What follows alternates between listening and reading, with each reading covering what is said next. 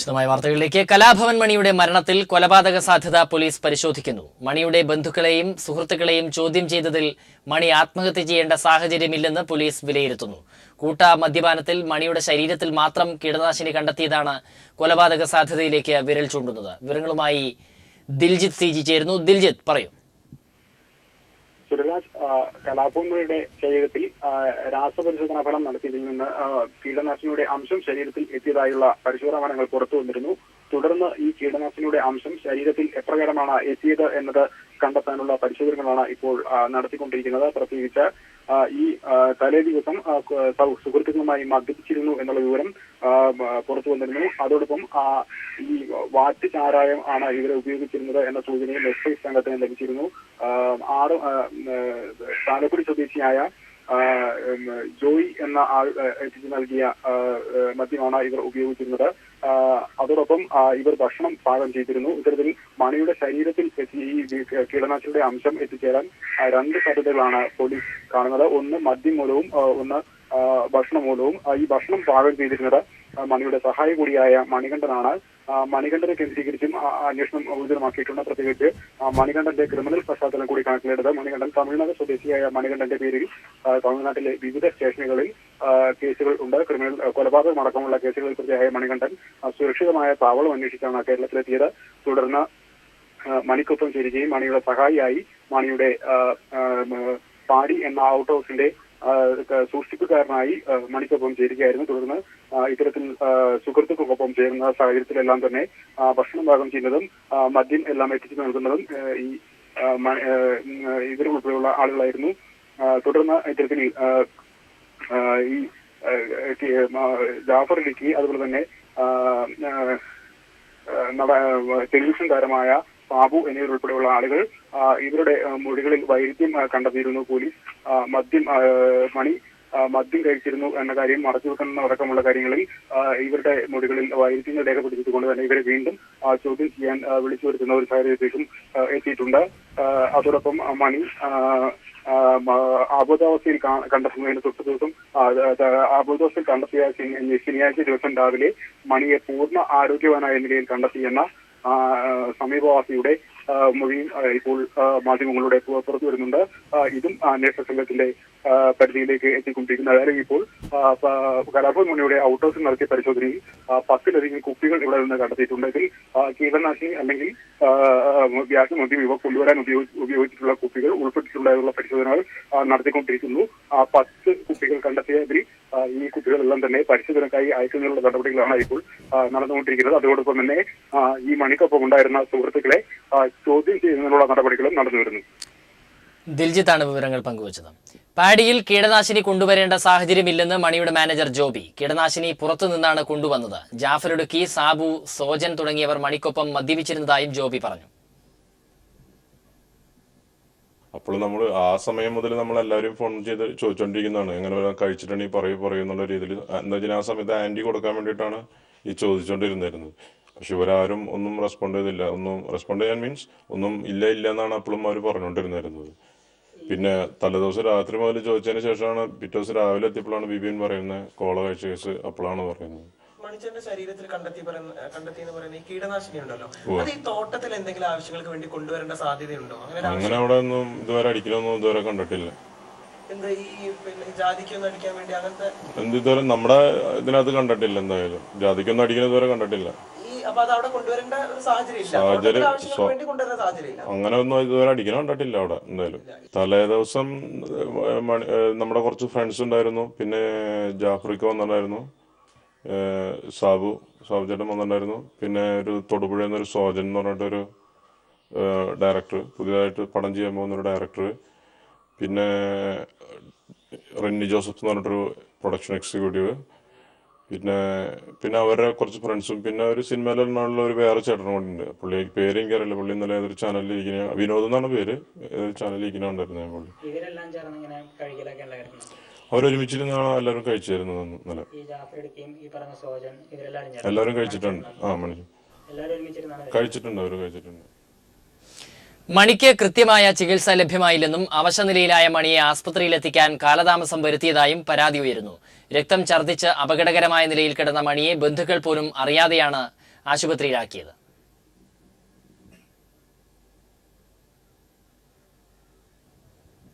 കലാഭവൻ മണി മരണപ്പെടുന്നതിന്റെ തലേദിവസം രാവിലെയാണ് രക്തം ഛർദ്ദിക്കുന്ന മണിയെ പരിശോധിക്കാൻ സുഹൃത്തു കൂടിയായ സൈക്കാട്രി ഡോക്ടർ സുമേഷിനെ വിളിപ്പിച്ചത്. സുമേഷ് എത്തിയ ശേഷവും നിരവധി തവണ മണി രക്തം ഛർദ്ദിച്ചതായി ഡോക്ടർ തന്നെ സമ്മതിക്കുന്നു. എന്നാൽ അടിയന്തരമായി മണിക്ക് ചികിത്സ ലഭ്യമാക്കാനോ വീട്ടുകാരെ അറിയിക്കാനോ സുഹൃത്തുക്കളും ഡോക്ടറും അടങ്ങുന്ന സംഘം തയ്യാറായില്ല. ഫാമിലിനെ ആ സമയത്ത് അറിയിച്ചിരുന്നില്ല എന്നാണ് ഞാൻ പിന്നെ അറിഞ്ഞത്. പക്ഷെ ഞാൻ പിറ്റേ ദിവസം ചെല്ലുമ്പോൾ എല്ലാ ഫാമിലി മെമ്പേഴ്സ് അവിടെ ഉണ്ടായിരുന്നു. ഈ ഒരു പ്രക്രിയ ഒരു 3-4 തവണ അദ്ദേഹം ബാത്റൂമിൽ പോവുകയും ബ്ലഡ് വോമിറ്റ് ചെയ്യുകയും എൻ്റെ മുമ്പിൽ വെച്ച് തന്നെ 2-3-4 തവണ ഉണ്ടായിട്ടുണ്ട്. ഞാൻ എക്സാക്ട്ലി നമ്പർ ഓർക്കുന്നില്ല. മാത്രമല്ല മാനസിക വിഭാഗം ഡോക്ടറിന് പകരം വിദഗ്ധനായ ഡോക്ടറുടെ സേവനം ലഭ്യമാക്കാൻ പോലും സുഹൃത്തുക്കൾ തയ്യാറായിരുന്നില്ല. മണിയുടെ ആരോഗ്യനില അപകടകരമാണ് എന്നറിയാവുന്ന സുഹൃത്തു കൂടിയായ ഡോക്ടറാകട്ടെ മണിയെ ആശുപത്രിയിലെത്തിക്കാൻ വൈകിയതും തക്ക സമയത്ത് മണിക്ക് ലഭിക്കേണ്ട വിദഗ്ധ ചികിത്സ നഷ്ടപ്പെടാൻ കാരണമാക്കിയതും മണിയുടെ ജീവൻ നഷ്ടപ്പെടുന്ന അവസ്ഥയിൽ കൊണ്ടെത്തിച്ചു. മണിയുടെ ആരോഗ്യസ്ഥിതി മോശമാണെന്ന് ബോധ്യപ്പെട്ട സുഹൃത്തുക്കൾ താൽക്കാലികമായി ചില മരുന്നുകൾ രാവിലെ നൽകിയിരുന്നു. പിന്നീട് മണിക്ക് മയങ്ങുവാനുള്ള മരുന്നും പുറത്തുനിന്ന് നൽകിയ ശേഷമാണ് ഇദ്ദേഹത്തെ ആശുപത്രിയിൽ എത്തിച്ചതെന്നാണ് ഡോക്ടർ സുമേഷ് പറയുന്നത്. സാധാരണഗതിയിൽ അവശനിലയിലായ രോഗിയെ ആശുപത്രിയിൽ എത്തിച്ച് വിദഗ്ധ ചികിത്സ ലഭ്യമാക്കുകയാണ് ജീവൻ രക്ഷിക്കുന്നതിന് വേണ്ടി സുഹൃത്തുക്കൾ ചെയ്യുക. എന്നാൽ മണിയുടെ കാര്യത്തിൽ ഇത് ഉണ്ടായില്ലെന്ന് മാത്രമല്ല, ചികിത്സ ലഭിക്കേണ്ട വിലയേറിയ സമയം നഷ്ടപ്പെടുത്തിയത് കൊണ്ടുകൂടിയാണ് മണിയുടെ മരണത്തിനിടയാക്കിയത്. Shajahan, news bureau, Alappuzha. കലാഭവൻ മണിയും ഒന്നിച്ചുള്ള രാത്രിയിൽ ചാനൽ അവതാരകൻ സാബു മദ്യപിച്ചിരുന്നതായി കൂടെയുണ്ടായിരുന്ന വിനോദ് കുമാർ, ജാഫർ ഇടുക്കിക്കും സാബുവിനും ഒപ്പമാണ് മണിയെ കാണാൻ പോയതെന്നും മദ്യം കൂടെ കൊണ്ടുപോയിരുന്നുവെന്നും വിനോദ് കുമാർ പീപ്പിൾ ടിവിയോട് പറഞ്ഞു. ചാലക്കുടി സിദ്ധാർത്ഥ് ഹോട്ടലിൽ നിന്നാണ് കലാഭവൻ മണിയെ കാണാനായി ജാഫർ ഇടുക്കിക്കും സാബുവിനുമൊപ്പം പാടിയിലേക്ക് പുറപ്പെട്ടത്. അതേ ഹോട്ടലിൽ നിന്നു തന്നെ 6 ബോട്ടിൽ ബിയർ വാങ്ങിയതായും വിനോദ് കുമാർ പീപ്പിൾ ടിവിയോട് പറഞ്ഞു. 3 സാബുവിനും 3 വിനോദ് കുമാറിനും. 9 മണിയോടെ മണി ഉണ്ടായിരുന്ന പാടിയിലെത്തിയപ്പോൾ അവിടെയുള്ളത് തണുപ്പിക്കാത്ത ടിൻ ബിയർ ആയതിനാൽ കയ്യിൽ കരുതിയ ബിയർ സാബു കഴിച്ചെന്ന് വിനോദ് കുമാർ പറയുന്നു. ഞങ്ങള് 2 ബിയർ കൊണ്ടുവരുന്നുണ്ട്. 2 ബിയറല്ല, ഞങ്ങള് ഹോട്ടലിൽ നിന്ന് 6 ബിയർ മേടിച്ചിട്ടുണ്ടായിരുന്നു, സിദ്ധാർത്ഥ ഹോട്ടലിൽ നിന്ന്. അപ്പോൾ അത് ഇങ്ങോട്ട് സാബു അങ്ങോട്ട് കൊണ്ടുവന്നു. ഒരു 3 ബിയർ സാബുവിനും വേണം, എനിക്ക് വേണം പറഞ്ഞിട്ട് ഞങ്ങൾ മേടിച്ചാണ്. അപ്പോൾ അവിടെ ചെന്നപ്പം മണിച്ചൻ്റെ അവിടെ ബിയർ ഉണ്ടായിരുന്നു. അപ്പോൾ അത് തണുക്കാത്ത ബിയർ അതിൻ്റെ പേരിൽ സാബു പറഞ്ഞു തണുത്ത ബിയർ വണ്ടിക്കകത്തോണ്ട് എടുത്ത് കഴിച്ചിട്ടെന്ന് പറഞ്ഞാൽ മണിച്ചൻ അത് ഇഷ്ടപ്പെടുകയും ചെയ്തില്ല. അവിടുന്ന് 2 ബിയർ കഴിച്ചിട്ടുണ്ട്. മണിച്ചൻ കഴിച്ചിട്ടില്ല. മണിച്ചൻ്റെ അവരുടെ ടിൻ ബിയർ മാത്രമേ കഴിച്ചിട്ടുള്ളൂ. അത്രയേ ഉള്ളൂ. ഞാൻ 10 ആയപ്പോഴത്തേക്ക് സാബു പോയി അതിന് തൊട്ട് പറഞ്ഞാണ് വിടുന്നത്. സാബു ഞാൻ എന്നാണ് കാണുന്നത്, മീഡിയയിൽ കാണുന്നുണ്ട് എന്നല്ലാതെ പരിചയപ്പെടുന്ന അല്ല. പോകുന്ന വഴിക്ക് ഞങ്ങൾ ഒരുമിച്ച് അവിടെ നിന്ന് ഇറങ്ങിയതാണ് ഹോട്ടലിൽ നിന്ന്. അതായത് ഇദ്ദേഹം സിദ്ധാർത്ഥ ഹോട്ടലിൽ താമസിക്കുകയാണ്. അല്ലല്ല, സാബു സിദ്ധാർത്ഥ ഹോട്ടലിൽ താമസിക്കുന്നുണ്ട്. ജാഫറിൻ്റെ നേരെ ഓപ്പോസിറ്റ് റൂം. അപ്പോൾ സാബുവിന് അന്നെന്തോ ട്രിവാൻഡ്രത്ത്, പിറ്റേ ദിവസം സാബുവിന് ട്രിവാൻഡ്രത്ത് പരിപാടി ഉണ്ട്. വെക്കേറ്റ് ചെയ്ത് ഇറങ്ങുന്ന സമയത്ത് പോകുന്ന വഴിക്ക് നമുക്ക് ആളെ കണ്ടിട്ട് പോകാന്നുള്ള രീതിയിൽ ഇറങ്ങുന്നുണ്ട്. മണിയോടൊപ്പം ഉണ്ടായിരുന്ന രാത്രിയിൽ താൻ മദ്യപിച്ചിട്ടില്ലെന്നാണ് നേരത്തെ സാബു മാധ്യമങ്ങളോട് പറഞ്ഞത്. കോഴിക്കോട് ഈസ്റ്റ് ഹിൽ സ്വദേശി വിനോദ് കുമാറിന്റെ വെളിപ്പെടുത്തലോടെ കലാഭവൻ മണിയുടെ മരണവുമായി ബന്ധപ്പെട്ട ദുരൂഹതകൾ വർദ്ധിക്കുകയാണ്. News bureau, Kozhikode. കലാഭവൻ മണി തന്റെ അവസാന സ്റ്റേജ് പരിപാടി അവതരിപ്പിച്ചത് 5 മണിക്കൂർ. പാലക്കാട് ശ്രീകൃഷ്ണപുരത്ത് നടന്ന പരിപാടിയിൽ നിശ്ചയിച്ചതിലും കൂടുതൽ സമയം മണി വേദിയിൽ നിറഞ്ഞാടിയിട്ടും യാതൊരുവിധ അവശതയും അനുഭവപ്പെട്ടിരുന്നില്ല. ഫെബ്രുവരി 28-നായിരുന്നു മണിയുടെ അവസാന സ്റ്റേജ് ഷോ.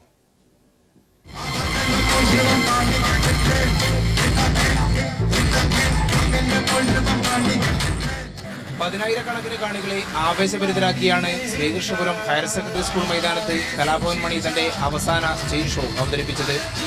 3 മണിക്കൂർ മാത്രം നിശ്ചയിച്ചിരുന്ന പരിപാടി കാണികളുടെ ആവശ്യപ്രകാരം കൂടുതൽ സമയം നീട്ടാനും മണി തയ്യാറായി.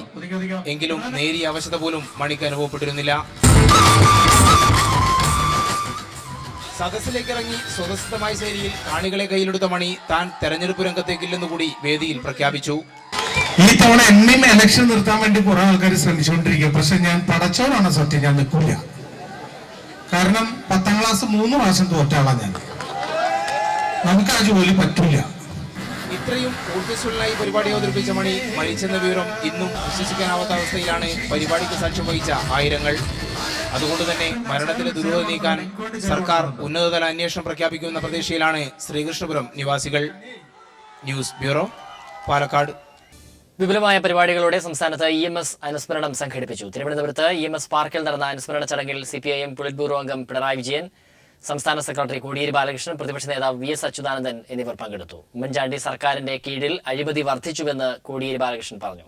കേരള ജനതയെ ഭിന്നിപ്പിക്കാൻ RSS ശ്രമിക്കുന്നുവെന്ന് VSും കുറ്റപ്പെടുത്തി. UDF സർക്കാരിന്റെ കീഴിൽ ഉള്ളവനും ഇല്ലാത്തവനും തമ്മിലുള്ള അന്തരവ് വർദ്ധിച്ചുവെന്ന് പിണറായി വിജയൻ പറഞ്ഞു.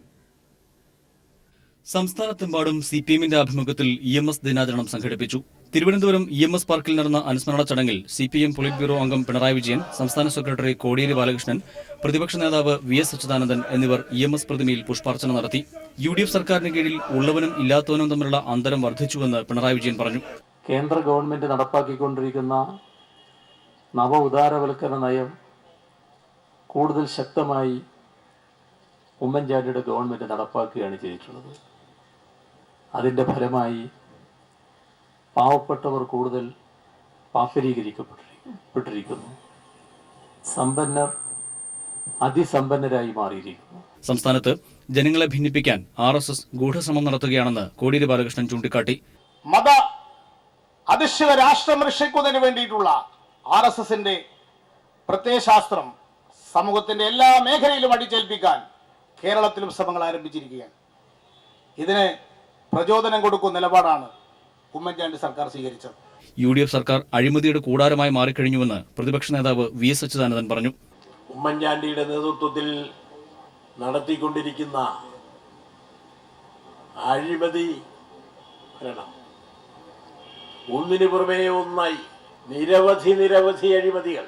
അനുസ്മരണ ചടങ്ങിൽ EMSന്റെ കുടുംബാംഗങ്ങളും പാർട്ടി പ്രവർത്തകരും പങ്കെടുത്തു. News bureau, Thiruvananthapuram.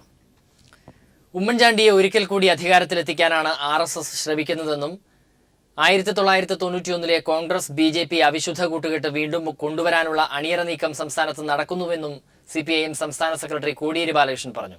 ഉമ്മൻചാണ്ടിയും RSS നേതാക്കളും രഹസ്യ കൂടിക്കാഴ്ച നടത്തുന്നുവെന്നും കോടിയേരി വ്യക്തമാക്കി. EMS അനുസ്മരണ സമ്മേളനം EMS അക്കാദമിയിൽ ഉദ്ഘാടനം ചെയ്ത് സംസാരിക്കുകയായിരുന്നു അദ്ദേഹം. കേരളത്തിൽ ഇടതുപക്ഷത്തെ തകർക്കണം, അതാണ് RSSന്റെ ലക്ഷ്യം. അതിനുവേണ്ടി ഇവിടെ അധികാരത്തിലുള്ള ഉമ്മൻചാണ്ടി സർക്കാർ വീണ്ടും അധികാരത്തിൽ വരുന്നതിന് സഹായകരമായ നിലപാടാണ് BJP സ്വീകരിച്ചുകൊണ്ടിരിക്കുന്നത്. ഇത്തവണത്തെ തെരഞ്ഞെടുപ്പിൽ വീണ്ടും UDFനെ അധികാരത്തിൽ കൊണ്ടുവരിക, അതാണ് RSS ഉദ്ദേശിക്കുന്നത്. അതിനുവേണ്ടി UDFും RSSും ഒത്തുകളിക്കുകയാണ് ചെയ്യുന്നത്. 1991 കേരളത്തിൽ ഉണ്ടായിരുന്ന അവിശുദ്ധ കൂട്ടുകെട്ട്, UDF BJP കൂട്ടുകെട്ട് ഒരു പുതിയ രൂപത്തിൽ ഇവിടെ വരാൻ പോവുകയാണ്. 1991 ഉണ്ടാക്കിയ അവിശുദ്ധ കൂട്ടുകെട്ട് ചീറ്റിപ്പോയപ്പോൾ അന്ന് വിരിയാതെ പോയ താമര കേരള നിയമസഭയിൽ വിരിയിപ്പിക്കാൻ ഈ തെരഞ്ഞെടുപ്പ് 2016 ഉപയോഗിക്കാനാണ് അണിയറ നീക്കങ്ങൾ നടന്നുകൊണ്ടിരിക്കുന്നത്.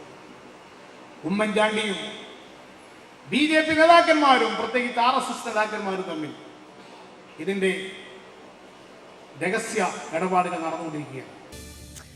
PPF ഉൾപ്പെടെ ചെറുകിട നിക്ഷേപ പദ്ധതികളുടെ പലിശ വെട്ടിക്കുറച്ച കേന്ദ്ര സർക്കാർ നടപടിയിൽ പ്രതിഷേധം വ്യാപകമാകുന്നു. ജനങ്ങളെ സാമ്പത്തികമായി പിഴിയുന്ന നയങ്ങളാണ് മോദി സർക്കാർ തുടർച്ചയായി നടപ്പാക്കുന്നത്. പെട്രോളിന്റെയും ഡീസലിന്റെയും എക്സൈസ് തീരുവ തുടർച്ചയായി വർദ്ധിപ്പിച്ചും വിവിധ നികുതികളോടൊപ്പം സെസ് ഏർപ്പെടുത്തിയും പിന്നാലെയാണ് തൊഴിലാളികളുടെയും പാവപ്പെട്ടവരുടെയും നീക്കിയിരിപ്പായ ചെറുകിട നിക്ഷേപ പദ്ധതികളുടെ പലിശയും വെട്ടിക്കുറച്ചത്. അന്താരാഷ്ട്ര വിപണിയിൽ എണ്ണവില ചരിത്രത്തിലെ ഏറ്റവും താഴ്ന്ന നിലയിലേക്ക് കൂപ്പുകുത്തിയിട്ടും ഇതിന്റെ ആനുകൂല്യം ജനങ്ങൾക്ക് ലഭിച്ചിട്ടില്ല. ആഭ്യന്തര വിപണിയിൽ ഇപ്പോഴും കൂടിയ വിലയ്ക്ക് ഉപഭോക്താക്കൾ പെട്രോളും ഡീസലും വാങ്ങിക്കൊണ്ടിരിക്കുന്നു. അടിക്കടി എക്സൈസ് തീരുവ വർദ്ധിപ്പിക്കുന്നതാണ് ഇതിന് കാരണം. ന്യായമായും ജനങ്ങൾക്ക് നേരിട്ട് ലഭിക്കേണ്ടുന്ന ആനുകൂല്യമാണ് ഇത്തരത്തിൽ നികുതി വർധനവിലൂടെ ഖജനാവിലേക്ക് മാറ്റുന്നത്. കേന്ദ്ര പദ്ധതികൾക്ക് പണം കണ്ടെത്തുന്നതിനായി വിവിധ നികുതികളോടൊപ്പം സെസ് ഏർപ്പെടുത്തിയും മറ്റൊരു ഭാഗത്ത് ജനങ്ങളെ സർക്കാർ പിഴിയുന്നു. ഇതിനെല്ലാം പുറമെയാണ് ഇപ്പോൾ പാവപ്പെട്ടവരുടെയും തൊഴിലാളികളുടെയും ഭാവിയിലേക്കുള്ള ഏക നീക്കിയിരിപ്പായ PPF നിക്ഷേപത്തിന്റെയും മറ്റ് ചെറുകിട നിക്ഷേപ പദ്ധതികളുടെയും പലിശ വെട്ടിക്കുറച്ചത്. അല്ല, ഇത് അങ്ങേയറ്റം ആക്ഷേപാർഹമായതും സർക്കാർ ഉടനടിയായിട്ട് പിൻവലിക്കേണ്ടതുമായ ഒരു നടപടിയാണ്. പക്ഷെ ഇത് സർക്കാരിൻ്റെ നയങ്ങളുടെ, സാമ്പത്തിക നയങ്ങളുടെ ഒരു തുടർച്ചയാണ്. അപ്പം ഇത് സാധാരണക്കാരനെതിരായിട്ടുള്ള സർക്കാരിൻ്റെ ഒരു ആക്രമണം തന്നെയാണ് പ്രതിഷേധാർഹമാണ്. വളരെ ശക്തമായ പ്രതിഷേധം ഈ പലിശ കുറയ്ക്കലിന് മാത്രമല്ല അതിനടിസ്ഥാനമായിട്ടുള്ള സാമ്പത്തിക നയങ്ങൾക്കെതിരായും ഉയരണം എന്നാണ് എനിക്ക് പറയാനുള്ളത്. പബ്ലിക് പ്രൊവിഡന്റ് ഫണ്ട് പലിശ 8.7 നിന്ന് 8.1%, കിസാൻ വികാസ് പത്രികയുടെ പലിശ 8.7 നിന്ന് 7.8%, കുറച്ചത്. National savings bank, senior citizen savings scheme, പെൺകുട്ടികൾക്കുള്ള സുകന്യ പദ്ധതി എന്നിവയുടെ പലിശയും വെട്ടിക്കുറച്ചു. ബാങ്കുകളുടെ പലിശ കാലാകാലങ്ങളിൽ കുറയുകയും കൂടുകയും ചെയ്യുന്നത് പോലെയല്ല ചെറുകിട നിക്ഷേപങ്ങളുടെ പലിശ കുറയ്ക്കുന്നത് കൊണ്ടുണ്ടാകുന്ന ആഘാതം. ചെറുവരുമാനമുള്ളവർക്ക് ഭാവിയിലെ ആവശ്യങ്ങൾക്കുള്ള ഏക ആശ്രയമാണ് ചെറുകിട നിക്ഷേപങ്ങൾ. ഇതിൽ നിന്നാണ് ഇപ്പോൾ സർക്കാർ കൈയിട്ടുവാരുന്നത്. News bureau, Delhi. Kairali TV അബുദാബിയിൽ സംഘടിപ്പിച്ച ഇശൽ ലൈല മാപ്പിളപ്പാട്ട് അവാർഡ് നിശ ശ്രദ്ധേയമായി. 15,000-ലേറെ പേരാണ് അവാർഡ് നിശയ്ക്ക് സാക്ഷ്യം വഹിക്കാൻ അബുദാബി ആംഡ് ഫോഴ്സ് ഓഫീസേഴ്സ് ക്ലബിലെത്തിയത്. മാപ്പിളപ്പാട്ടുകളുടെ ചരിത്രത്തിൽ ഇടം പിടിച്ച കൈരളി TV ഇശൽ ലൈല അവാർഡ് നിശയുടെ 2ാം പതിപ്പാണ് അബുദാബിയിൽ നടന്നത്. മാപ്പിളപ്പാട്ട് രംഗത്തെ കുലപതികളുടെ സാന്നിധ്യം കൊണ്ട് ശ്രദ്ധേയമായിരുന്നു അവാർഡ് നിശ. മലയാളത്തിന്റെ മഹാനടനും മലയാളം കമ്മ്യൂണിക്കേഷൻസ് ചെയർമാനുമായ മമ്മൂട്ടിയുടെ സാന്നിധ്യം അവാർഡ് നിശയെ അവിസ്മരണീയമാക്കി. മാപ്പിള ഗാന രംഗത്ത് ഒരുപാട് ലബ്ധ പ്രതിഷ്ഠരായ ഗായകരും സംഗീത സംവിധായകരും ഗാനരചയിതാക്കളും ഒക്കെ ഉണ്ടായിരുന്നു. നമ്മുടെ സംഗീത രംഗത്ത് നാടോടിപ്പാട്ടുകൾ തുടങ്ങി സിനിമാ ഗാനങ്ങൾ വരെയുള്ള വിവിധ ശാഖകളുണ്ട്. വളരെ പ്രധാനപ്പെട്ട ഒരു ശാഖയാണ് അതിൽ മാപ്പിളപ്പാട്ടുകൾ. മാപ്പിളപ്പാട്ട് രംഗത്തെ സമഗ്ര സംഭാവനയ്ക്കുള്ള അവാർഡ് എരഞ്ഞോളി മൂസയ്ക്ക് മമ്മൂട്ടി സമ്മാനിച്ചു. മികച്ച ഗായികയ്ക്കുള്ള പുരസ്കാരം വിളയിൽ ഫസീലയ്ക്ക് നൽകി. ഇരുവരും ചേർന്ന് ആലപിച്ച ഗാനം അവാർഡ് നിശയെ ധന്യമാക്കി.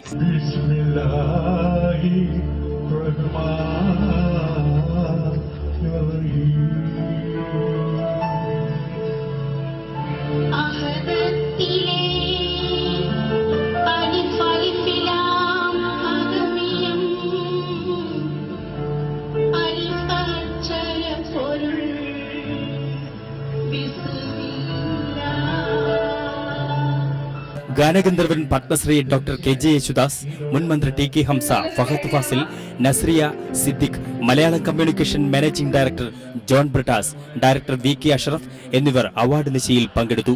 മാപ്പിളപ്പാട്ട് രംഗത്തെ പ്രതിഭകളായ കുഞ്ഞിമൂസ, ബാപ്പു വെള്ളിപ്പറമ്പ്, IP സിദ്ദിഖ് എന്നിവർക്കും പുരസ്കാരങ്ങൾ നൽകി. വിനീത് ശ്രീനിവാസൻ, റിമി ടോമി, സജില സലീം എന്നിവർ ഗാനങ്ങൾ ആലപിച്ചു. മിയ ജോർജ്, ജുവൽ മേരി എന്നിവർ നൃത്തച്ചുവടുകളുമായി ആസ്വാദകരുടെ മനം കവർന്നു. ആയിരക്കണക്കിന് ആളുകളാണ് അവാർഡ് നിശ ആസ്വദിക്കാനായി അബുദാബി ആംഡ് ഫോഴ്സ് ഓഫീസേഴ്സ് ക്ലബിൽ എത്തിയത്. News bureau, Dubai.